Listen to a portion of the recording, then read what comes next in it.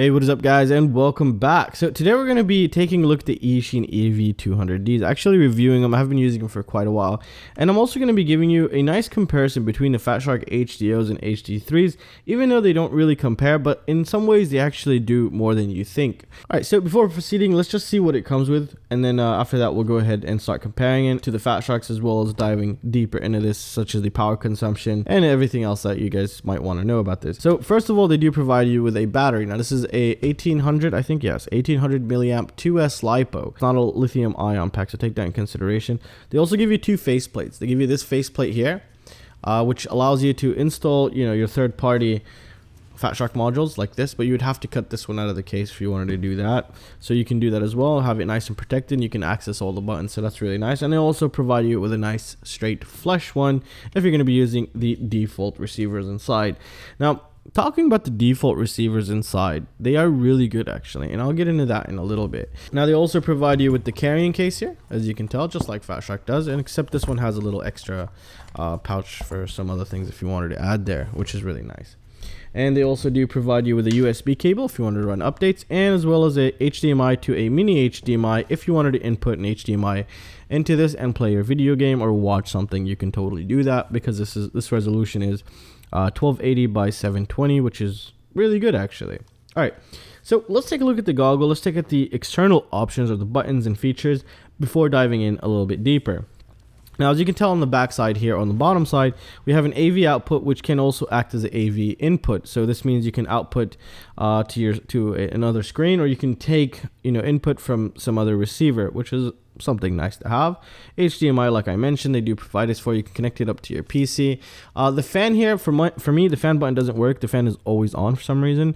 I don't know if everyone else is like that, but mine, just the fan is always on. We have our IPD adjustments, which I'll probably get into into depth about these IPD adjustments, and maybe clarify that whole blurriness thing that you might hear, and then you're just very curious about it and really scared of, because I know how it was when I was getting my first goggle. And we also have here audio output, so you can set up your headphones if you wanted to hear your quad's motors, or if you had audio outputting from your quadcopter, you can do that. USB for programming, flashing, which is really nice, and also our power input, which takes exactly the same type of connector as the Fatsharks, which is a huge plus, because that way all the batteries would just be compatible with each other. Now if we take a look at the bottom here, at the top, sorry, we have our mode button, which cycles through the modes like AV input, HDMI, 2D, 3D, and your receivers, diversity, and all these kinds of things. So we have our mode button here, and we can also use this to change the contrast and access the menu. Well, it's a really basic menu, it doesn't have much. You can switch between 16:9 and 4:3, and the brightness, the contrast, and these things, and the volume as well. And you also have these buttons to switch through the channels and bands. Long press, it will switch through the band, and then short presses will switch through the channels. And then here we have our DVR button. Now let's talk a little bit about the software. The software is pretty sluggish. It's pretty, it's just really slow. I don't feel like the software has been optimized. It's not a deal breaker, but it's slow. It's just to be noted here. And another thing, the auto search function is also pretty slow. But again, if you're going to be using an external, module here, or a third-party module, you're not going to have to deal with the auto search nor the channel switching, because you'll just be using it through the buttons here, and it'll just be a lot quicker. So take that into consideration. So it's not really a deal breaker. Now the DVR, when you initialize the DVR, it takes quite a while. It takes you have to hold the button for like 5-10 seconds for it to initialize. Now this is normal, but the way that Fatshark does it, as I truly believe, because it's the same thing, they're initializing the SD cards exactly the same way here. But the way that Fatshark does it, I think it splits it into two processes. Once you boot it up, it does the first part of the initialization, and then after a while, once you still have to hold the DVR button for 2 seconds or 3 seconds until you get this red LED that lights up right here. Then you can start recording. So I think what it does, like I mentioned, it splits the DVR initialization into two sequences, and that's why it feels faster. However, this one, it does not. Once you boot it, the SD card doesn't initialize. You have to hold this for 10 seconds Once it initializes, then you can press record and stop record very fast. Just the SD card initialization, all it does is it checks if the folder structure is there. If not, it creates them, and if they are there, it checks what was the last recording, so it just increments the next recording. So if your last recording was AV or just recording 3, then the next one will be recording 4. That's all it really does. The DVR recording was really good on this. Actually, you've probably seen a couple of the videos. I was actually recording from this one, which is really good. Now let's talk about the receivers here and the power consumption. The power consumption is double that of a Fatshark HDO, so take that into consideration. There's something really interesting about these receivers here. When I first got them, I was like, I wonder what they're using, what microcontroller they're using. Oh, you know, what the hell are these receivers? But when I took them out, I took a closer look here. What we see is everything is done by hardware. So it's all hardware based. There's no overhead. There's no software to introduce lag in any sort of way or processing. So I think all it does is just measures the RSSI, and it has some kind of a comparator in there that sees, okay, this antenna has a higher, it's basically RSSI is voltage. This antenna has higher voltage. So let this data through. Oh, this one has, so it's a lot faster, depending on the switching frequency of the IC. But even then, hardware is always faster than software 90% of the time. Like for example, if you have a graphic card and you have the option to do hardware encoding, that's going to be way faster than doing software encoding through your CPU. So it's the same concept here. It's just doing the diversity switching mechanism is hardware based, which these might be really, really good receiver. And I've actually seen them. They're actually performing really great.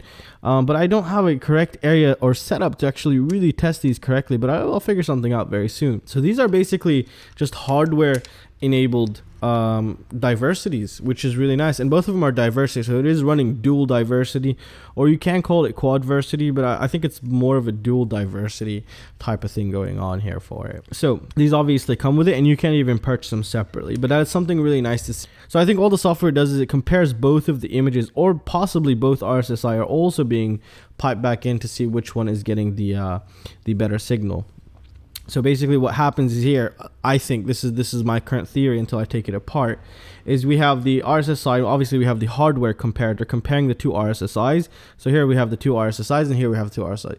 So the comparator would choose, okay, oh, this antenna has better signal, and this one said, oh, this antenna has better signal. Then one of those RSSIs, you know, the best one would go in here, and inside the goggle it would compare these two and say, oh, this one's higher, so we're just going to use this one.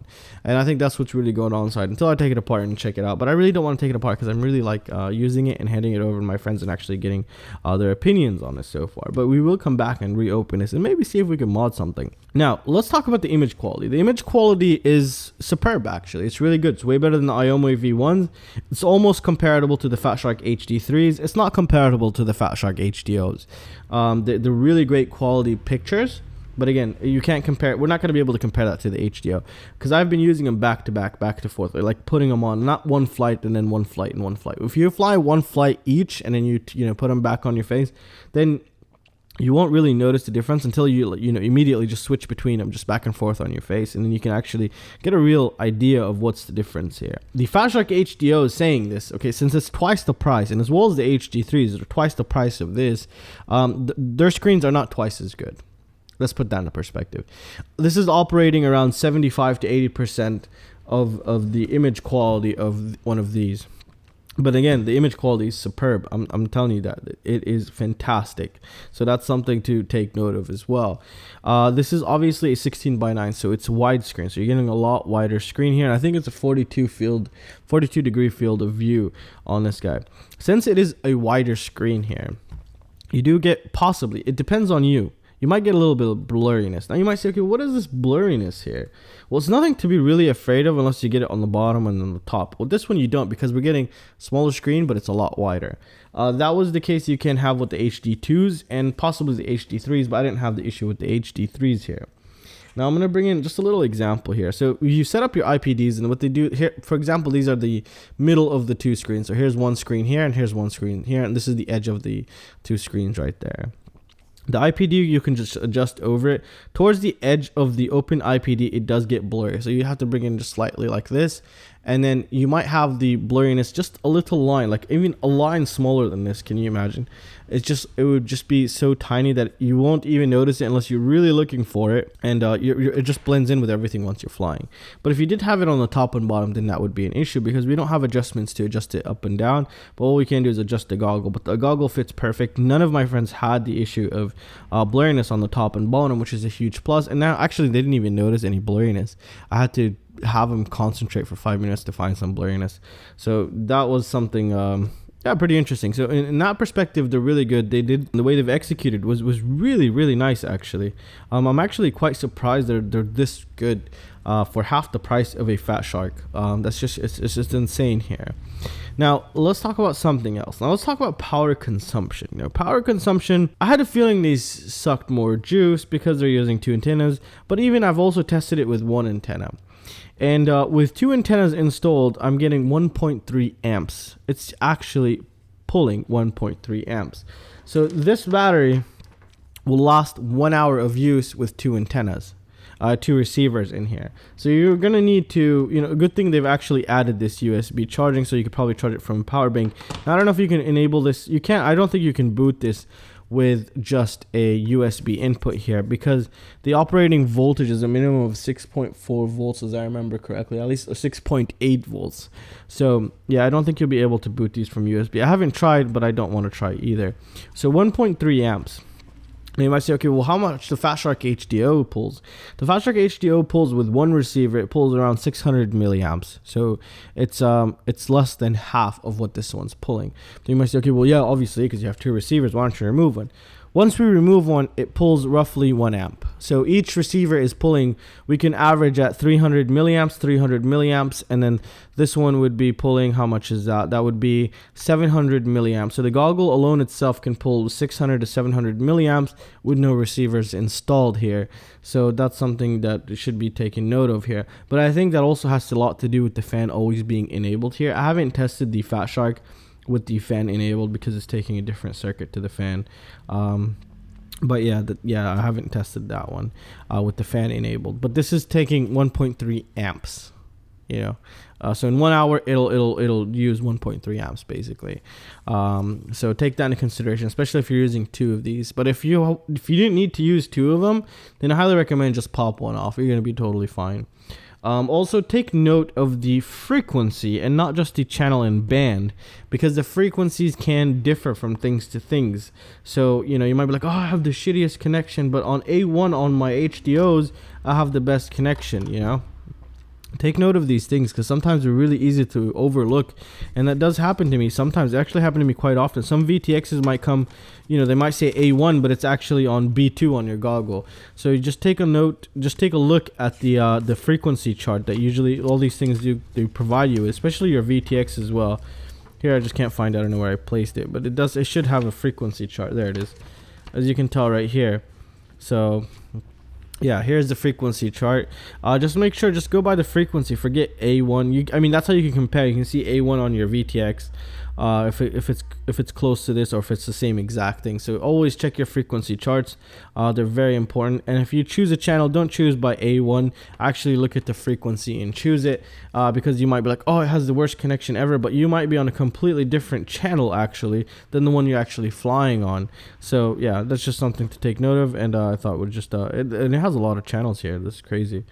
It can go as low as, let's see, how low can this go?